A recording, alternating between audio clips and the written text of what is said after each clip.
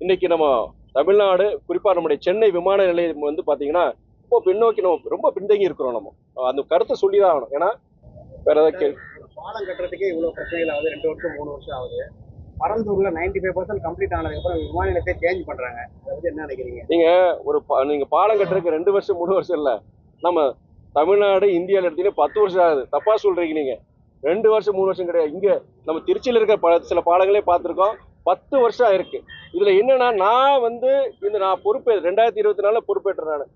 அப்ப எனக்கு ஒரு 3 மாசம் பிறகுதான் எனக்கே தெரியும் எங்க பால பிரச்சனை. உங்களை மாதிரி நீங்க ஊடகவியாளர்கள் கேள்வி கேட்கும்போது, பத்திரிகையாளர் செய்திகள் பார்க்கும்போது அதை வச்சு தெரிஞ்சுட்டு பண்றாங்க. ஒவ்வொரு இடத்துலயும் கோஆர்டினேட் பண்ண வேண்டியது. கோஆர்டினேஷன் பெரிய இஷ்யூ. இவங்களை கேட்டா அவங்கள சொல்லுவாங்க, அவங்கள கேட்டா இவங்கள சொல்லுவாங்க. உதாரணம், டவுன் ஸ்டேஷன் நம்முடைய ரயில்வே மேம்பாலத்துல அது என்ன பிரச்சனை, 2022லயே ஒர்க் ஆர்டர் கொடுத்துட்டாங்க. ஆனா வேலை எப்ப ஆரம்பிச்சாங்க? 2025, கிட்டத்தட்ட 2.5 வருஷம் டிலே. அது மேல நில கையகப்படுத்துறது அது ஒத்துக்கிறேன் நான். அதுக்கப்புறம் இந்த வருஷம் என்னன்னா 3 மாசம் எந்த வேலையும் நடக்கல. காரணம் என்னன்னு பாத்தீங்கன்னா, ஒரு எலக்ட்ரிசிட்டி கேபிள் போகுது. எலக்ட்ரிசிட்டியை கேபிளை அது எடுக்கிறது ஏன் பொறுப்பா ஓம் பொறுப்பான்னு சொல்லிட்டு ரயில்வே துறைக்கும் நம்முடைய நெடுஞ்சாலை துறைக்கும் இருக்கிற ஒரு பிரச்சனை இருந்தது. அந்த பிரச்சனை அது 3 மாசம். எனக்கு அந்த நேரத்தில் தேர்தல் நேரம் நான் 2 மாசம் நான் டிராவல் பண்ணிட்டு தான் ஃபாலோ பண்ண முடியல. பார்த்ததுக்கு அப்புறம் பிரச்சனை அது கிட்டத்தட்ட 1 வாரத்தை நம்ம முடிச்சோம். பேசி 2 பேரையும் பேச வச்சு மின்சாரத்துறை பேசி வச்சு நம்ம ஒரு சமரசத்தை உண்டாக்கி நம்ம பிரச்சனையை சார்ட் அவுட் பண்ணோம். மெயின் கோஆர்டினேஷன் இஷ்யூஸ் தான் இங்க. இப்பயுமே நான் ஒவ்வொரு ஸ்பாட் விசிட் போகும்போதுமே நான் அதை கேட்கறேன். நான் மின்சாரம் ஏதாவது போஸ்ட் இருக்கா, அதை எடுக்க வேண்டியது இருக்கா, சில இடங்கள் இருக்கு. அது நானும் அவங்க சார்பாக நானும் முறையிடுறேன்னு சொல்லியிருக்கிறேன். அந்த மாதிரி ஒருங்கிணைக்க போய் தான் இந்த பாலங்களை பொறுத்த இங்க பாக்குற மாதிரி 2 வருஷம் இல்லைன்னா இந்த பாலங்களும் 10 வருஷம் தான்.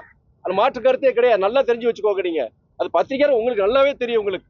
அதனால தவிர நீங்க 2 வருஷம் 3 வருஷம் சொல்றது நான் ஒத்துக்க மாட்டேன். நம்ம குறைஞ்சபட்சம் இங்க நம்ம ஊர் 10 வருஷம் ஆக்கிடுறாங்க. நீங்க கேட்ட கேள்வி பரந்தூருடைய விமான நிலையம் பொறுத்த வரைக்கும்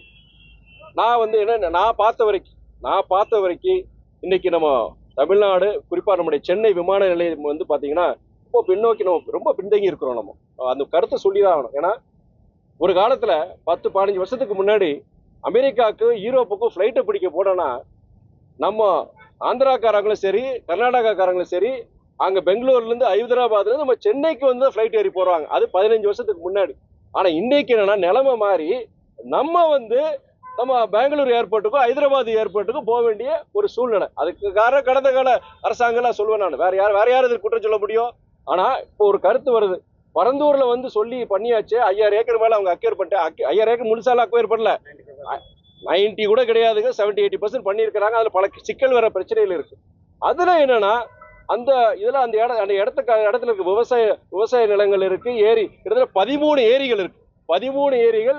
அது நிறைய விவசாயம், கிட்டத்தட்ட நூற்றுக்கணக்கான விவசாய நூற்றுக்கணக்குன்னு சொல்லலாம், நூற்றுக்கணக்கான விவசாய நிலங்கள் இருக்கு. அங்க இருக்கிற ஒரு கணிசமான ஒரு மக்கள் அதை எதிர்க்கிறாங்க.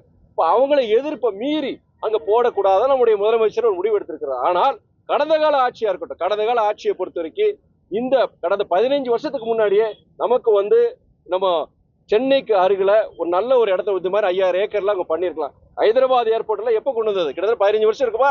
15 வருஷம் மேலே ஆயிடுச்சு. பெங்களூர் ஏர்போர்ட் அதே மாதிரி தான். அதுல நமக்கு ஒரு காலதாமதம், பின்னடைவு. அதுக்காண்டி போய் நம்முடைய புதிய அரசு மேல பழி சொல்றது இது இல்லை. அதையும் கடந்த கால ஆட்சியாளர் மாதிரி தான் சொல்லணும். நம்ம அது தாமதமா கொண்டு வந்திருக்காங்க. அதுவே சரி, தப்பான இடத்துல அந்த ப்ரொபோசல் கொண்டு வந்திருக்கிறாங்க. ஆனா அவசியம் சென்னைக்கு பக்கத்துல ஒரு எந்தவித காலதாமதம் இல்லாம நம்முடைய தமிழக அரசாங்கம், குறிப்பா நம்முடைய தமிழக முதலமைச்சர் அவர்கள் எந்தவித காலதாமதம் விரைவில் குறைஞ்சபட்சம் இந்த 5000 ஏக்கர் இருந்தாதான் அடுத்த ஒரு 50 வருஷம் 60 வருஷத்துக்கு ஒரு தாக்கு பிடிக்கிற மாதிரி ஒரு விமான நிலையத்தை கொண்டு வர முடியும். பெங்களூருக்கு நிகராக, ஹைதராபாத்துக்கு நிகராக ஒரு மிகப்பெரிய ஒரு நல்ல ஒரு மாடர்ன் ஏர்போர்ட் கொண்டு வர வேண்டியது காலத்தின் அவசியம். இல்ல நம்ம பொருளாதாரத்துல சரி ரொம்ப பின்தங்கி ஏற்கனவே பிரச்சனை இருக்கு. நம்ம இங்க இருந்து ஃபிளைட்டே வரமாட்டேங்க. இன்னைக்கு நம்ம எல்லாமே பெங்களூருக்கும் அவங்க ஹைதராபாத்துக்கு தான் போயிட்டு இருக்கோம். நம்ம